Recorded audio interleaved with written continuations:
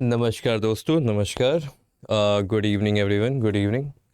सो news आ चुकी है, दिल्ली हाई कोर्ट ने बेल का जो प्रोविज़न है, बेल नहीं अलाउ किया गया है मनीष सिसोदिया जी के लिए। उन्हें बेल नहीं दिया गया है। बेल क्यों मांग रहे थे?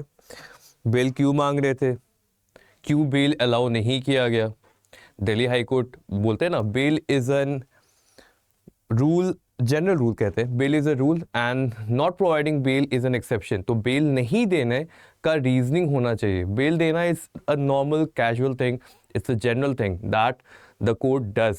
कोर्ट अक्सर बेल दे देती है, बट अगर बेल नहीं प्रदान किया जा रहा है तब क्वेश्चन आता है।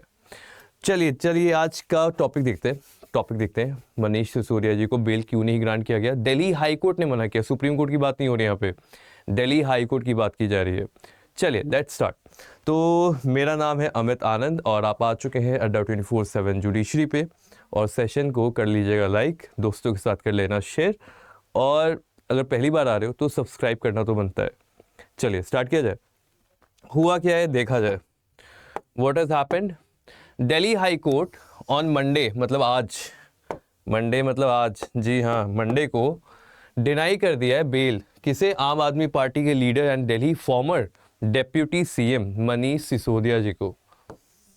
इन द मनी लॉन्ड्रिंग केस क्या है? मनी लॉन्ड्रिंग का केस है, related to the implementation of previous liquor policy in national capital. Previous liquor policy national capital पे मनी लॉन्ड्रिंग का चार्ज लगा है। किस पे? मनीष सिसोदिया जी पे, जिसके लिए उन्होंने बेल मांगा। बेल को रिजेक्ट कर दिया गया है। Justice Dinesh Kumar Sharma also denied bail. उन्होंने और किसे बेल डिनाई कर दिया है? To the co accused person Hyderabad businessman Abhishek Boinpally, आपके communication in charge Vijay Nair and general manager of Pernod Ricard India Benoy Babu. इन्हें भी बेल डिनाई कर दिया गया है। तो ऐसा नहीं कि बस मनीष सिसोदिया जी का बेल डिनाई है, बाकी लोगों का भी जो को अक्यूज है, जो इस केस में जिन पे चार्ज लगा है, इन पे भी चार्ज लगा है, इन्हें भी बेल अलाउ नहीं किया गया है।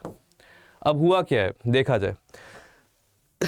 जस्टिस शर्मा, हाई कोर्ट के जस्टिस है, justice Sharma also took note of ED's allegation and said that a material on record. अब यहाँ पे जो लिखा है मटेरियल ऑन रिकॉर्ड, मतलब जो भी केसेस में जो सब्सटैंशियल मैटर है उसके बारे में बात हो रही है।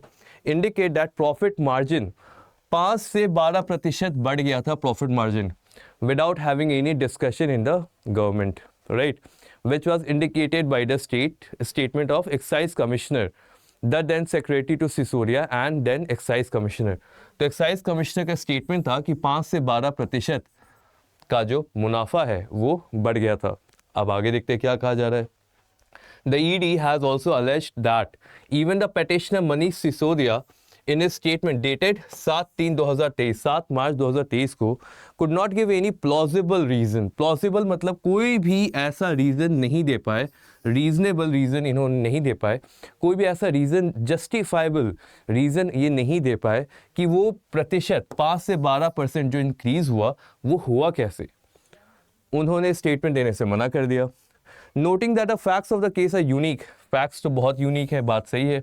बीच में दिल्ली में एक रूल चला था ना, बाई वन गेट वन, तो उससे ही रिगार्डेड, लिकर से रिलेटेड यहाँ पे केस चल रहा है कि वहाँ पे कुछ घपला था, कुछ स्कैम था, कोई मनी लॉन्ड्रिंग थी, जिसके कारण इन पे अभी ये चर्चा हो रही है। The court said that a serious allegation against Sisodia include that he framed the excise policy। ये यहाँ पे सबसे ज्यादा प्रॉब्लम आ रहा है। That he framed the excise policy at the instance of some outsider who were going to be beneficiaries of the same। Scheme change करने की बात की जा रही है। कोई आउटसाइडर, कोई थर्ड पर्सन के कारण स्कीम को चेंज किया जा रहा है ताकि उन्हें प्रॉफिट हो पाए, और इसीलिए ये चार्जेस इन पे लगे हैं। अब बेल डिनाई तो कर दिया गया है, रीजन भी देख लेते हैं। Justice Dinesh Kumar Sharma also added that a statement of witnesses clearly indicate कि ये एक्स्ट्राइनियस फैक्टर है। एक्स्ट्राइनियस फैक्टर है, ये विटनेसेस ने कहा है, वो working since the time of conceptualisation, formulation and drafting of the excise policy. जो नई एक्साइज पॉलिसी है उसमें कुछ और लोग थे जिनका हाथ था, जिन कारण उन पॉलिसीज़ में कुछ चेंजेस लाए जा रहे थे। तो बहुत बड़ा एलिगेशन है ये, और ये विटनेसेस ने कहा है, ये बात ऑन रिकॉर्ड है।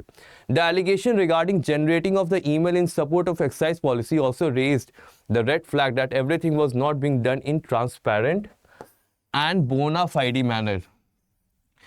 This is the basic rule that has to be followed by any government. ये basic rule होता है कि आप ट्रांसपेरेंट रखेंगे, जो भी आप काम कर रहे हैं वो आप ट्रांसपेरेंट रखेंगे, पहला। दूसरा, बोना फाइडी मैनर, मतलब गुड इंटेंशन के साथ करिएगा। ये दोनों चीज़ें यहाँ पे मिसिंग थी। तब जैसे ये बातें सुनते हैं तो रेड फ्लैग आता है। रेड फ्लैग क्या होता है?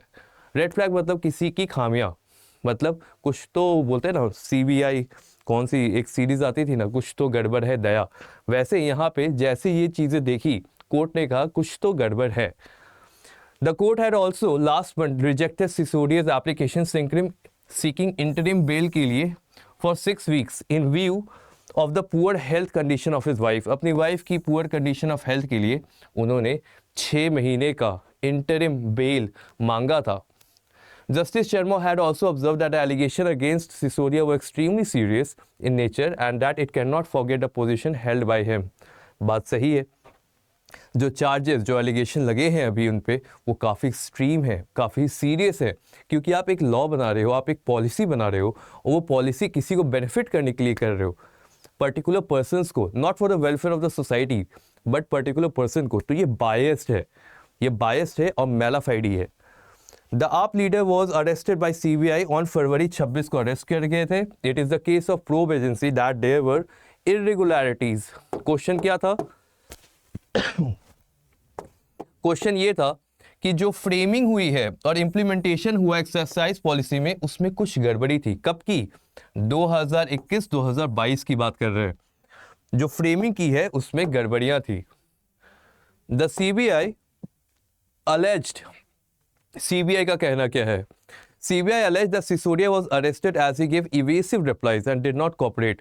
इन्वेस्टिगेशन में उन्होंने सहायता नहीं दी है और जो स्टेटमेंट दिए हैं वो बिल्कुल ही बिना किसी तर्क के हैं। The CBI FIR states that Sisodia and others were instrumental in recommending and taking decision regarding exercise policy 21-22 without approval of competent authority with an intention to extend undue favors from licensed post tender। यहाँ पे ये फंस गए।